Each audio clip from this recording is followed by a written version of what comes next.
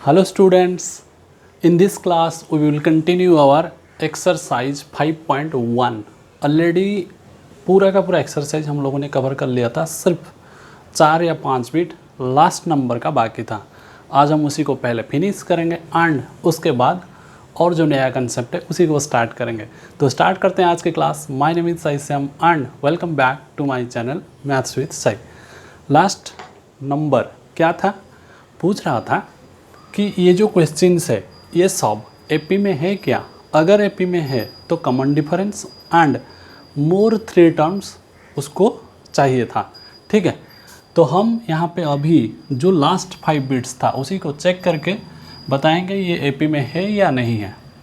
अगर सबसे पहला बिट की बात करेंगे, आज के लिए पहला, बट जो बुक के हिसाब से बिट नंबर 9 है। ठीक है, ये एपी में है या नहीं है, कैसे चेक करेंगे। कॉमन डिफरेंस अगर सेम होता है एपी में है, नहीं होता है तो नहीं है। तो फिर 3 - 1 2, 9 - 3 6 के बराबर है, हाँ या नहीं। तो यहाँ पे 2 6 आ रहा है, तो ये भाई साहब एपी में नहीं है। क्यों, कॉमन डिफरेंस अलग अलग आ रहा है। Bit number 10 a 2a 3a 4a, 2a से अगर a माइनस करेंगे तो a होगा, 3a से 2 माइनस करेंगे a होगा, 4a से 3a माइनस करेंगे तो भी a होगा। तो यहाँ पे a हमारा है कॉमन डिफरेंस एंड 3 जो ज़्यादा मतलब नेक्स्ट 3 टर्म्स क्या होगा, 5a 6a 7a। क्लियर। अब bit 11 a square a cube a fourth, a square से a माइनस करेंगे, a क्यूब से a स्क्वायर माइनस करेंगे तो हमें डिफरेंट आंसर मिलेगा। कैसे, ये क्लियरली दिख रहा है कि a के साथ a इंटू हुआ है, दैट टू a स्क्वायर मिला है, a स्क्वायर के साथ और एक a इंटू होने से a क्यूब मिला, a क्यूब के साथ और एक a इंटू होने से a फोर्थ मिला। इसका मतलब ये नहीं होगा, जिसको चाहिए वो चेक कर सकता है। अब ये थोड़ा सा इंटरेस्टिंग है। √2 तो √2 है, √8 को हम थोड़ा सा सिंप्लीफाई करेंगे। कैसे करेंगे देख लो। अगर मैं 8 को प्राइम फैक्टराइजेशन कर दूं तो क्या होगा, 2 4 जा 2 2 जा, तो 8 होता है हमारा 2 × 2 × 2। अगर मैं इसका स्क्वायर रूट निकालूं तो ये दोनों पेयर में आता है, ये पेयर नहीं होता है, तो ये हो जाएगा 2 √2। तो √8 का वैल्यू क्या है, 2 √2 है। वैसे ही अगर √18 की बात करेंगे तो √18 क्या होगा, √18 हो जाएगा, √18 कितना होगा, 3 √2। ओके, सेम प्रोसेस में निकाल देना।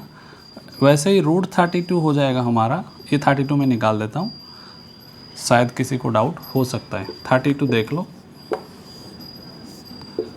2 16 2 8 2 4 2 2। अब ये दोनों पेयरिंग में है, ये दोनों पेयरिंग में है, इसका कोई साथी नहीं है, तो 2 × 2 4, इसके ऊपर √2 आ जाएगा। ठीक है, अगर √2 के बाद ये हो जाता है 2 √2 एंड ये हो जाता है 3 √2 एंड ये हो जाता है 4 √2, तो आगे हमें क्या मिलेगा, क्या मिलेगा पता नहीं है, बट पहले ये एपी में है या नहीं वो तो चेक कर लेते हैं। 2 √2 से √2 माइनस करेंगे तो √2 होगा, 3 √2 से 2 √2 करेंगे तो √2 होगा, 4 √2 से 3 √2 करेंगे तो √2 होगा। इसका मतलब हमारा जो कॉमन डिफरेंस है दैट इज कितना, डी हमारा यहाँ पे √2 है।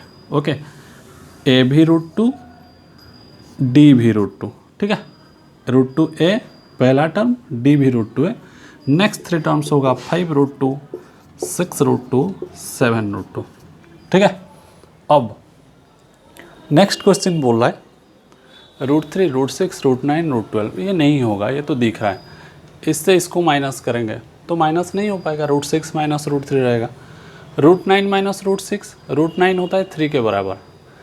ये हुआ हमारा √6 माइनस √3, पहला common difference. Next common difference हुआ 3 माइनस √6, इसलिए ये कैंसिल। अब इसको सॉल्व करेंगे, इसको तो ये तो बहुत आसान है, ये आप लोग चेक कर लेना।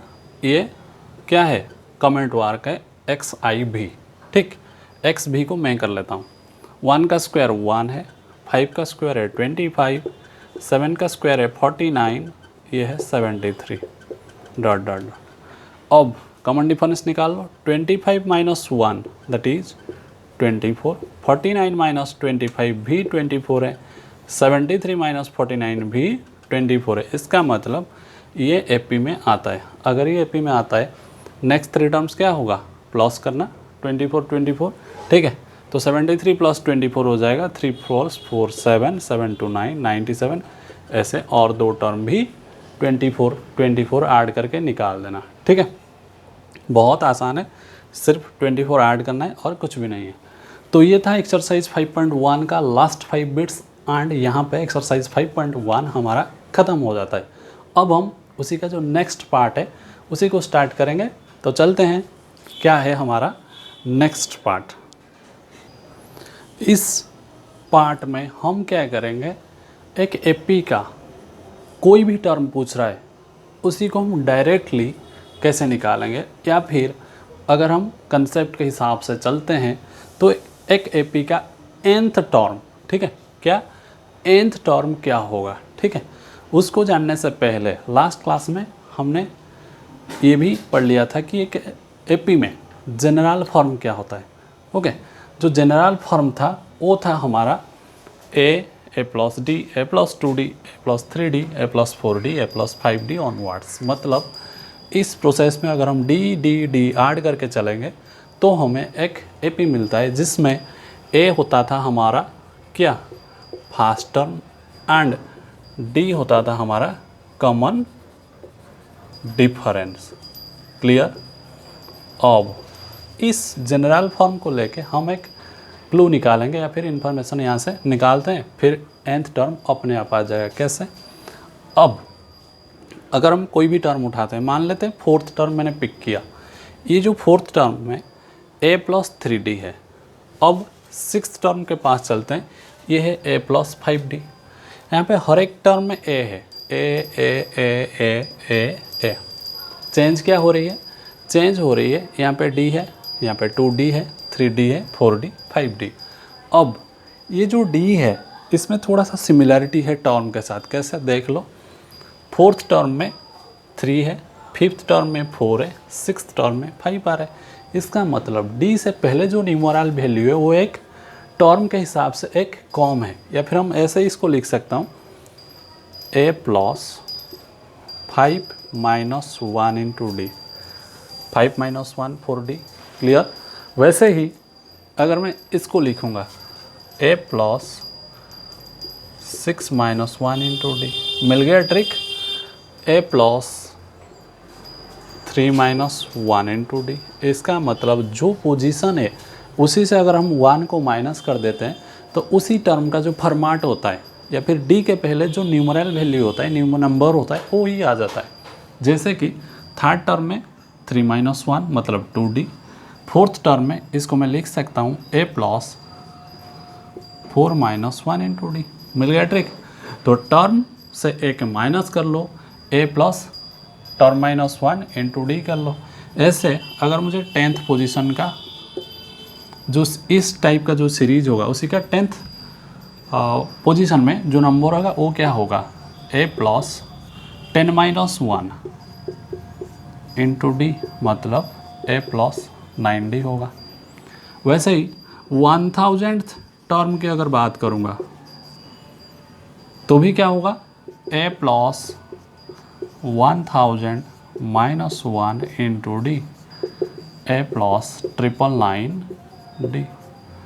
अगर सेम फंडा यहाँ पे अप्लाई करते हैं nth टर्म के लिए, कितना होगा, nth टर्म होता है हमारा a प्लस, ये जो n है उसी से 1 माइनस होगा एंड इसके साथ d इंटू हो जाएगा। ठीक है, ये होता है हमारा आज की कंसेप्ट की nth term of an AP निकालने के लिए सिंपल सा प्रोसेस है a plus n minus 1 into D. ऐसे में बोलूँगा pth टर्म क्या होगा, क्या होगा, pth टर्म, pth टर्म पाने के लिए a plus p minus 1 into D. Okay, तो टर्म कोई सा भी पूछा मतलब पूछ रहा है तो हम सेम प्रोसेस लगाएंगे। यहाँ पे लिख देता हूँ general form of the nth term a plus n minus 1 into D. Okay, अगर इस एपी में टोटल n टर्म्स है, टोटल n टर्म्स है एंड लास्ट टर्म होता है हमारा a plus n minus 1 into D. ये है कौन सा टर्म? nth term. इसको हम लास्ट टर्म कह सकते हैं या फिर L भी कह सकते हैं। ठीक है, इतनी सी बात है और कुछ भी नहीं है। सीधा हम जंप करेंगे किसके पास? एग्जाम्पल के पास। ठीक है, चलते हैं एग्जाम्पल के पास। सबसे पहला एग्जाम्पल आज का रेडी है एंड हम भी रेडी हैं उसको सॉल्व करने के लिए। पहला एग्जाम्पल बोल रहा है 2 7 12 एक एपी है जिसका 10th टर्म क्या होगा हमें फाइंड आउट करना है। सीधा करते हैं। 10th टर्म पाने के लिए रूल कहता है a plus 10 minus 1 into D. Okay, अब a क्या है d क्या है इसको तो थोड़ा सा निकालते हैं। a है 2, ठीक, d क्या है 7 माइनस 2, d है हमारा 5। अब a है 2 प्लस 10 माइनस 1 होता है 9 इंटू डी है 5। 2 प्लस 9 5 जा 45 plus 2 47 is our answer. Clear? अब इसमें थोड़ा सा नया सीखने वाली बात है। बोल रहे हैं ये एपी है, इसमें -81 एक टर्म होगा क्या? अगर होगा तो ये बताओ कौन सा टर्म होगा। ठीक है, हम क्या करेंगे, ये जो -81 को कोई भी टर्म मान के चलते हैं। जैसे कि मैं मान लेता हूँ इसको कि ये हमारा nth टर्म है। ठीक है, nth का वैल्यू जो आएगा, जैसे कि n का वैल्यू अगर 10 आता है तो 10th टर्म होगा, n का वैल्यू 100 आता है तो 100th टर्म होगा। हम क्या करेंगे, इसको सॉल्व करेंगे। हमें पता है अगर nth टर्म ये है, nth टर्म का जो जनरल फॉर्म है that is a plus n minus 1 into D, तो इसका वैल्यू इसके बराबर हो जाएगा। होगा या नहीं होगा? बिल्कुल होगा। देख लो, -81 को मैं मान के चलता हूँ लेफ्ट से करते हैं, let nth term be -81 and हमें पता है nth टर्म का जो जनरल फॉर्म है that is a plus n minus 1 into D equals to -81। a and d को निकाल दो। a भाई साहब है हमारा 21, d कितना ध्यान रखना 18 माइनस 21 दैट इज -3 होता है हमारा d। 21 माइनस 18 करोगी तो 0 मिलेगा। ठीक है, तो ध्यान रखना 18 माइनस 21 होगा, 21 माइनस 18 फ्लो में मत करना। Okay, t2 minus t1 second term से फर्स्ट टर्म को माइनस करोगे। a का वैल्यू लगा लो 21, n माइनस 1 तो हमें निकालना है, d का वैल्यू कितना है -3 इक्वल्स टू -81। अब इसको सॉल्व कर लेते हैं। 21 प्लस -3 इंटू n कितना होगा -3n, -3 into -1 minus into minus plus 3 into 1 3 equals to -81। ये प्लस साइन हटा दो, प्लस इंटू माइनस माइनस होगा। अब 21 plus 3 24 minus 3n equals to -81। अब 24 यहाँ पे रखते हैं, ये -81 को लेफ्ट हैंड साइड ले लिया +81, -3n को राइट हैंड साइड ले जाता हूँ +3n। ठीक है, अब 24 प्लस 81 यहाँ पे लिख लेते हैं। 24 के साथ 81 कितना 4 1 5 2 8 10 इक्वल्स टू 3n, या फिर हम ऐसा कह सकते हैं 3n equals to 105, n equals to 105 by 3 that is 35। Clear? इसका मतलब हमारा 35 टर्म हो जाता है -81। कौन सा टर्म होगा? ये होता है 35th टर्म। क्लियर? नेक्स्ट भी एक क्वेश्चन है, क्या है? इज एनी टर्म 0 एक टर्म है क्या? बिल्कुल चेक करके बताएंगे है या नहीं। ठीक, अब सेम मानते हैं कि 0 भी nth टर्म है, लेट nth टर्म हमारा फिर से 0 को मान लेते हैं। अगर nth टर्म 0 है, same formula a plus n minus 1 into D equals to 0। A D already पता है, ओके, ऑलरेडी हमने सॉल्व किया था। यहाँ पे a हमारा है 21 प्लस n माइनस 1, डी है -3 इक्वल्स टू 0। अब 21 ये हो जाता है -3n plus 3 equals to 0। 24 minus 3n equals to 0। This implies -3n को उस साइड ले जाओ। 24 equals to 3n and n equals to, ये 3 डिवाइड हो जाएगा, क्यों, n के साथ इंटू y। 24/3 that is 8। इसका मतलब 8th पोजीशन में हमारा जो वैल्यू होगा, जो नंबर होगा, दैट विल बी क्या होगा, 0 होगा। क्यों, हमने 0 को nth टर्म मान के सॉल्व किया था एंड n का वैल्यू हमारा 8 निकला। इसका मतलब 8th टर्म में जो 8th पोजीशन में जो नंबर होगा दैट विल बी 0, या फिर 8th टर्म का वैल्यू 0 होगा। सिंपल है, क्लियर। चलते हैं नेक्स्ट एग्जाम्पल के पास। नेक्स्ट थर्ड टर्म दिया हुआ है 5, 7th टर्म दिया हुआ है 9, एपी पूछ रहा है। थर्ड टर्म 5 है, मतलब हम क्या कर सकते हैं, हम ऐसा सॉल्व कर सकते हैं। थर्ड टर्म होता है a plus 3 minus 1 into D, या फिर हम सीधा लिख सकते हैं a प्लस 2d का वैल्यू 5 है। सेम 7th टर्म 9 है, सीधा लिख रहा हूँ a plus 6d equals to 9। इतनी सी डाटा हमें दिया गया है, एपी पूछ रहा है। एपी पाने के लिए a एंड d चाहिए, ओके। अगर इसमें से a एंड d निकल जाएगी तो फिर एपी भी निकल जाएगी, क्लियर।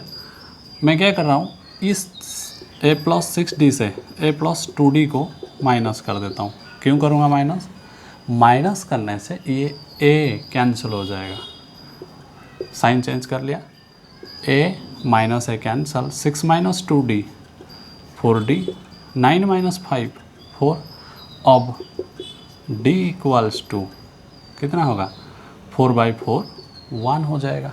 अगर d 1 है, ए पी मिल जाएगा, बिल्कुल नहीं, a चाहिए हमें। तो a पाने के लिए ये d का वैल्यू इसमें लगा देता हूँ, a plus 2 into D, D का वैल्यू 1 है दैट इज 5।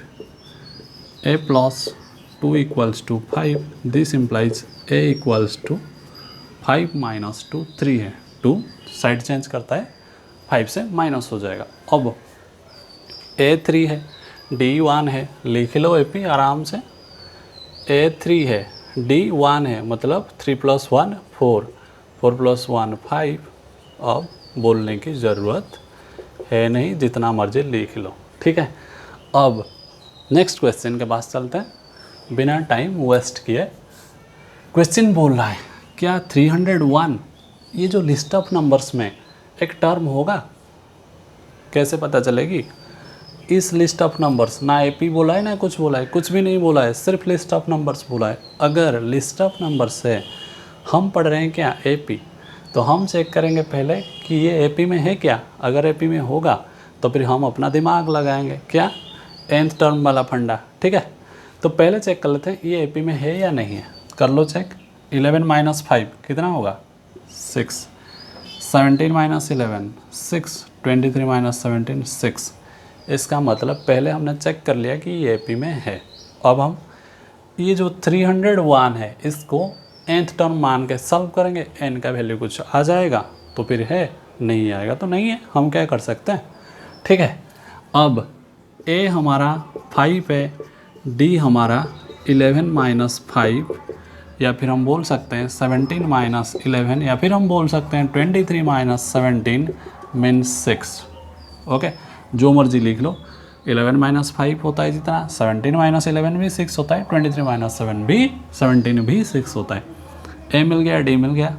मैं क्या कर रहा हूँ, लेट द nth टर्म भी 301।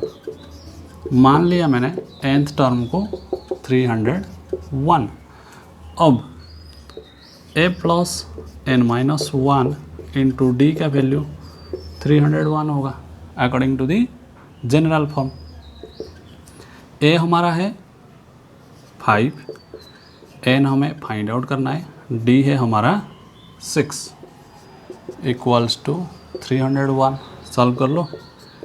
5 plus 6 into N 6n minus 1 into 6 minus 6 equals to 301।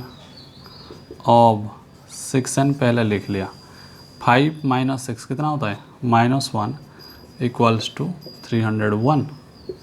अब this implies 6n equals to, ये -1 को राइट हैंड साइड ले जाता हूँ, 301 प्लस 1 302, n इक्वल्स टू 302/6। 302/6 कितना हो जाएगा? 6 का टेबल में 302 आएगा? बिल्कुल नहीं आएगा। क्यों? ये सिर्फ 2 से डिवाइड हो सकता है, ये कम्प्लीटली डिवाइड नहीं होगा। मतलब यहाँ पे हम फ्रैक्शनल वैल्यूज पाएंगे, 2 3 जा 6, 2 1 जा 2, 2 5 जा 10, 2 1 जा 2। इसका मतलब 151/3। 151 तो 3 से डिवाइड नहीं होगा। अब पता कैसे चलेगी? n का तो कुछ ना कुछ वैल्यू निकल के आ गया, बट ये वैल्यू हमें सही आंसर देता है जब n का वैल्यू कोई नेचुरल नंबर आएगा। क्यों? n क्या है? n एक पोजीशन है, first position, second position, 100th position, 11th position, 1000th position, ऐसा कोई पोजीशन है। ओके, n क्या है? एक पोजीशन है। कोई फ्रैक्शनल वैल्यू हम नॉर्मली कैलकुलेशन में, न्यूमेरिक्स में या फिर नेचुरल नंबर्स में नहीं लाते हैं। इसलिए अगर ये n का वैल्यू नेचुरल नंबर आता है, जैसे कि 1 5 9 100 1000 1 लाख कुछ भी हो, बट अगर यहाँ पे फ्रैक्शन आ जाता है 151/3 टर्म, ऐसा कुछ नहीं होगा। ठीक है, क्योंकि इसको अगर हम सॉल्व करेंगे 3 5 जा 15, फिर 3 0 जा 0, 50 पॉइंट समथिंग आएगा। तो 50 पॉइंट समथिंग जो होता है वो हमारा एक पोजीशन नहीं हुआ। क्यों? 50 के बाद 51 आएगा, 50 पॉइंट समथिंग नहीं होता है। समझ में आ रहा है? 50th टर्म के बाद 51st टर्म आएगा या फिर 51th टर्म आएगा, बट यहाँ पे हमारा आंसर बोल रहा है कि 50.3 समथिंग आएगा। ओके, तो 50.3 एक टर्म नहीं है। क्यों? 50 के बाद 51 आता है, इसलिए ये जो 301 हमारी इस लिस्ट के अंदर क्या होगा? नहीं आएगा। क्लियर? चलते हैं नेक्स्ट क्वेश्चन के पास। नेक्स्ट बोल रहा है how many 2 digit numbers are divisible by 3। 2 digits का कितना नंबर 3 से डिविजिबल होगा? ठीक है, तो पहला 2 डिजिट नंबर जो 3 से डिविजिबल होगा क्या होगा? 3 4 जा 12। क्यों? 3 3 जा 9। अब 12 के बाद 15 आता है, 15 के बाद 18 21, इसी तरह का कंटिन्यू होगा या नहीं? अब 2 डिजिट का एंड कहाँ से होता है? 99 में। अच्छा, 99 हमारा 3 से डिविजिबल है? बिल्कुल है। ओके, तो 12 से लेकर 99 तक कितने नंबर्स होते हैं? ठीक है, ये हमें इस क्वेश्चन में पूछ रहा है how many 2 digit numbers divisible by 3। 12 15 18 21 dot 99 तक कितने नंबर्स होते हैं? ओके, कितने होते हैं कैसे चेक करेंगे? ठीक, पहले हम ये देखेंगे ये जो नंबर्स दिया गया है, ये नंबर हमारे एपी में आता है क्या? हमेशा तो मतलब एपी तो पढ़ रहे हैं, कुछ भी क्वेश्चन पूछेगा तो एपी की तरफ ही जाएगा। ओके, तो ये 12 15, अगर ये गैप सबका 3 है, हाँ या नहीं? इसका मतलब ये भाई साहब एपी में आते हैं। एंड ये 12 हमारा ए की वैल्यू है, पहला टर्म 12 है, कॉमन डिफरेंस 3 है। अब ये 99 जो है, अगर इसको मैं nth टर्म मान के चलूँगा तो मुझे आंसर मिल जाएगी। मिलेगी या नहीं? बिल्कुल मिल जाएगी। देखो कैसे, मान लो nth टर्म हमारा क्या है? 99 है। ठीक है, अगर nth टर्म 99 है, लगा लो फार्मूला। एक ही तो फार्मूला दिया है, एपी वालों ने 99, ठीक है। अब ए कितना 12 लगा लो 12 प्लस n-1 इंटू डी कितना डी 3 है, देख रहे इक्वल्स टू 99। अब 12 plus 3 into N 3n -1 into 3 -3 equals to 99।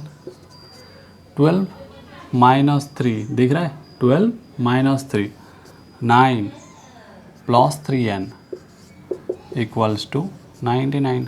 अब ये 9 को मैं क्या करता हूँ साइड चेंज कर देता हूँ 3n इक्वल्स टू 9 उस तरफ जाएगा तो 99 minus 9 which is equals to कितना 3n इक्वल्स टू हो जाएगा 90, n इक्वल्स टू हो जाएगा 90/3 30।